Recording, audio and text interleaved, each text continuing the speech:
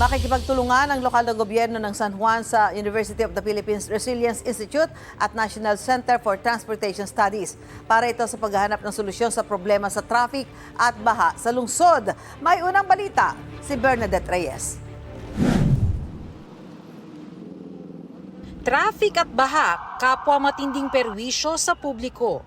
Kaya naman pinag-aaralan ng lokal na pamahalaan ng San Juan kung paano maiibsan ang epekto nito. Nakipagkasundo ang LGU sa UP Resilience Institute at National Center for Transportation Studies para sa teknikal at sayentipikong mga pag-aaral kung paano masosolusyonan ang problema. It's really more on a larger, like disaster risk reduction and mitigation, climate change adaptation, urban planning, transport planning, and it includes not just science but governance as well.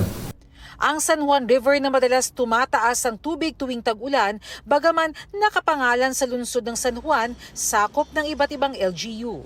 Kaya naman plano ng lungsod na maging bahagi rin ito ang iba pang mga lokal na pamahalaan sa Metro Manila. San Juan will be the pilot.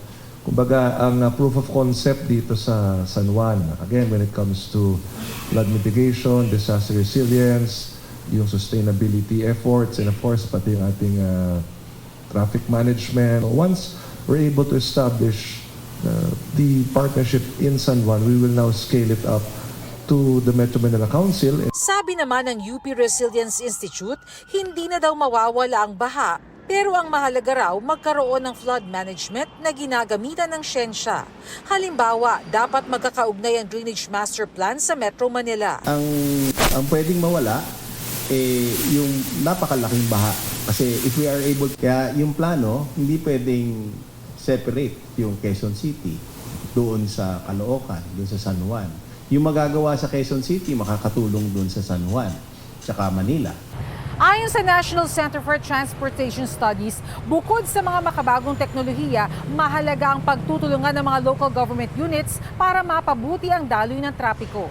Ang objective really is to involve other LGUs as well para po sa kaiulad ng, para po mag-improve una-una po ang trapiko, ang traffic management, as well as yung planning in terms of how to strengthen ito pong yung disaster risk management natin.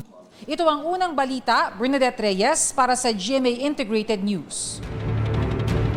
Gusto mo bang mauna sa mga balita? Mag-subscribe na sa GMA Integrated News sa YouTube at tumutok sa unang balita.